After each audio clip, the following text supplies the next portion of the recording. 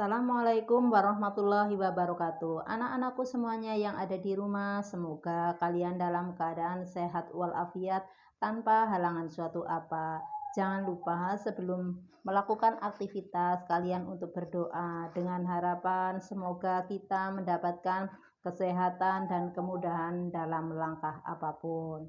Kemudahan apa? Yaitu dalam hal menyerap ilmu. Karena kalian tentunya sudah persiapan untuk mengikuti materi pada hari ini, yaitu materi mengedit atau menyunting surat lamaran pekerjaan yang sudah dibuat, agar nanti surat lamaran pekerjaan yang dibuat itu menjadi sebuah surat lamaran pekerjaan yang baik dan benar, sehingga ketika dibaca surat tersebut layak untuk dibaca. Mari kita mulai materinya. Siapkan kesemangatan, semangat, dan pacu semangat untuk materi edit dan sunting surat lamaran pekerjaan. Menyunting atau mengedit surat lamaran pekerjaan artinya memeriksa kembali atau memperbaiki kesalahan yang ada pada penulisan surat lamaran pekerjaan.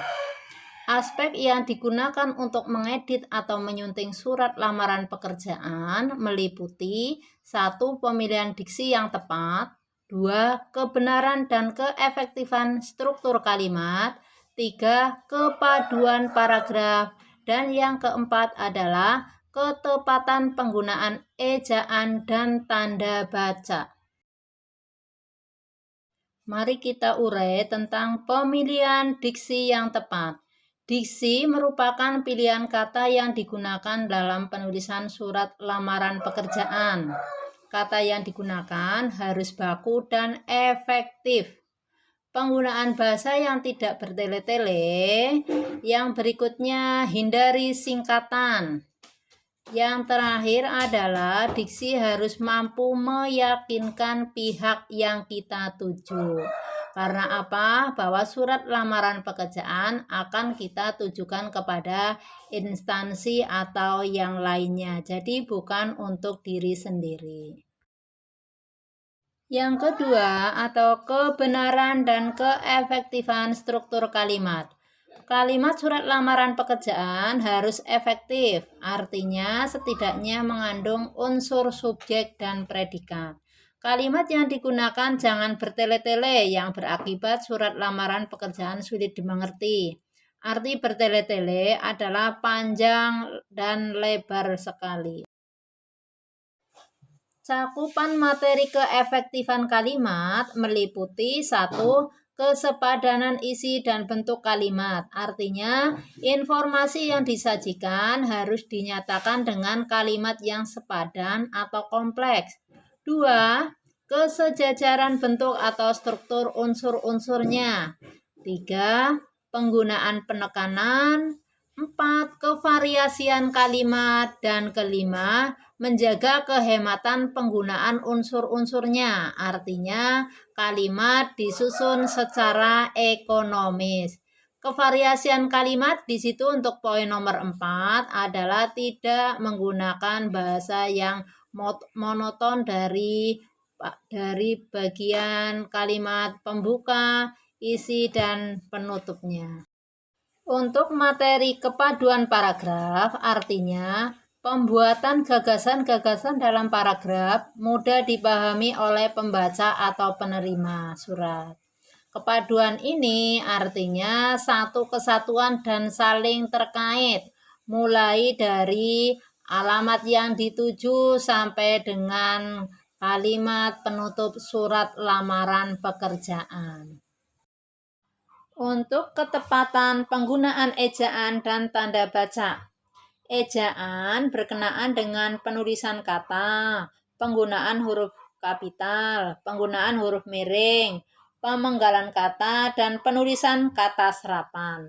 Penggunaan tanda baca berkenaan dengan penggunaan tanda koma, titik, titik koma, titik dua, tanda hubung yang benar.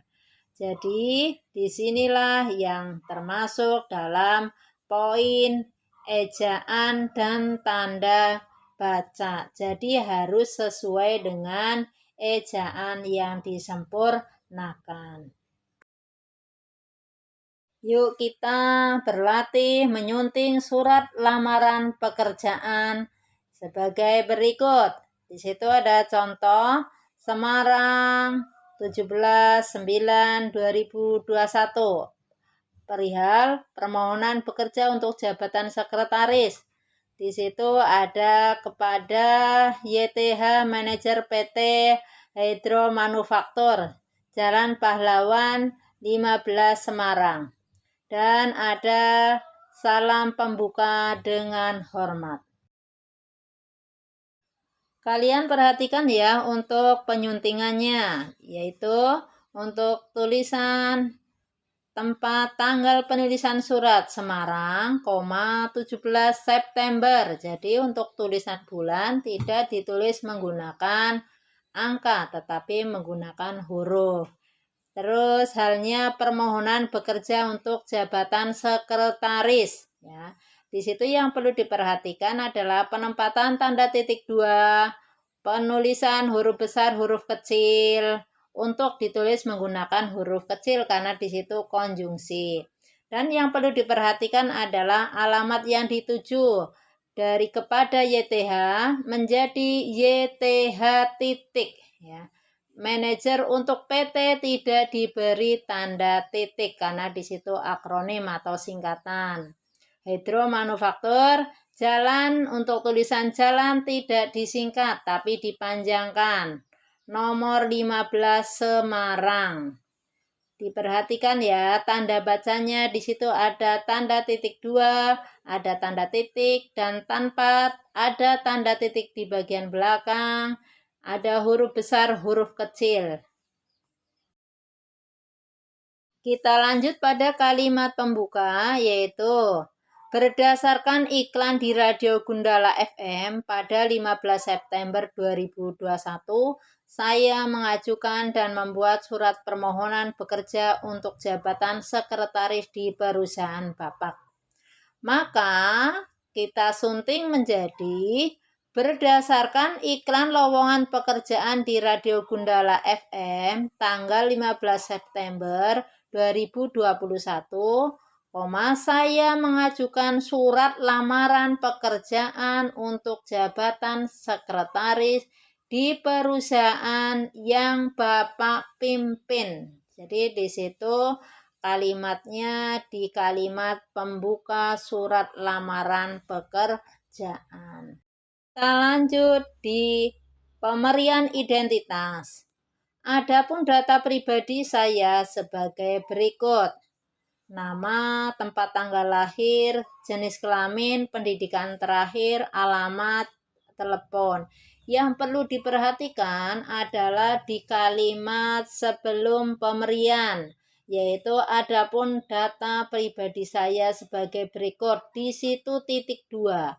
Maka setelah titik 2 lanjutannya adalah huruf kecil, yaitu nama N, tempat tanggal lahir T, jenis kelamin J, pendidikan terakhir P, alamat A, telepon T. Jadi untuk pemberian di awal itu menggunakan huruf kecil dan disertai dengan tanda titik 2 yang urut. Pemberian identitas disunting atau diedit menjadi adapun data pribadi saya sebagai berikut. Nama, tempat tanggal lahir, jenis kelamin, pendidikan terakhir, alamat, dan telepon. Di situ sudah menjadi huruf kecil semua di bagian depan. Setelah itu titik 2 sebetulnya diambil yang terpanjang. Terpanjangnya itu di tempat tanggal lahir dan yang lain mengikuti yang terpanjang tersebut. Setelah pemberian ditulis menggunakan huruf besar. Dian Ambarwati, DA-nya besar. Blitar, B, disertai tanda koma karena di tempat tanggal lahir koma, maka setelahnya juga diikuti tanda koma. Terus jenis kelamin perempuan, pendidikan terakhir, di situ D3 jurusan manajemen, pemasaran UNS. Dan untuk alamat tidak disingkat, yaitu Jalan Anggrek 21 atau diberi Jalan Anggrek nomor 21 Semarang. Dan di situ yang perlu diperhatikan sekali lagi adalah penggunaan huruf besar dan huruf kecil, serta penempatan tanda titik dua. Dan untuk penulisan jalan jangan disingkat. Selanjutnya masih diisi surat lamaran pekerjaan, yaitu saya dapat mengetik dengan lancar dengan kecepatan 250 hentakan per menit. Selain itu, saya paham tentang pembukuan kantor. Untuk melengkapi permohonan ini, saya melampirkan fotokopi surat-surat dan ijazah yang diperlukan. Yang perlu diperhatikan di sini adalah bahwa kalimat tersebut kurang efektif. Karena apa? Terlalu panjang lebar untuk menyampaikan maksud. Di situ juga kita dapati ada penulisan yang tidak baku, tulisan fotokopi dan ijazah. Dari isi surat lamaran pekerjaan tersebut disunting menjadi sebagai bahan pertimbangan. Bersama ini saya lampirkan persyaratan lamaran pekerjaan sebagai berikut. 1. Fotokopi ijazah terakhir yang dilegalisir, fotokopi transkrip nilai yang dilegalisir, fotokopi KTP, fotokopi sertifikat keahlian, pas foto berukuran 3x4 sebanyak 2 lembar.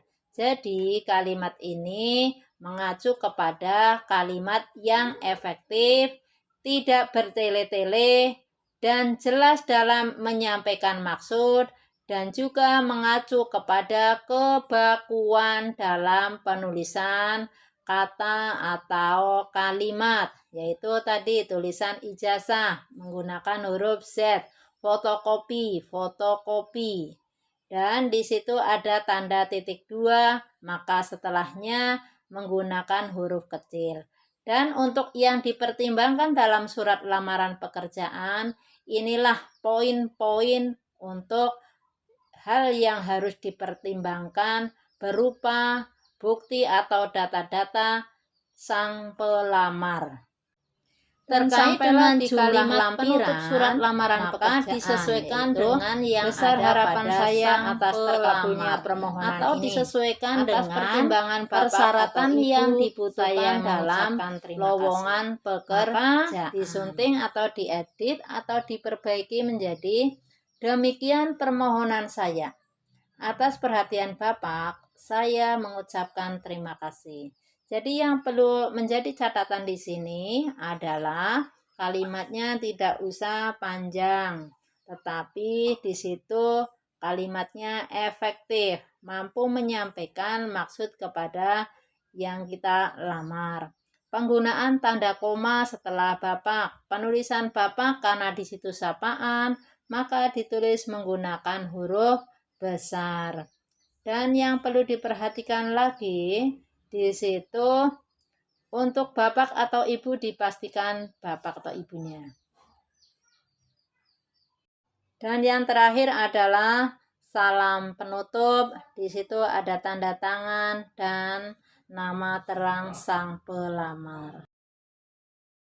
Demikian pembelajaran kali ini untuk materi, edit, dan sunting. Semoga bermanfaat. Jangan lupa like, subscribe, dan komennya.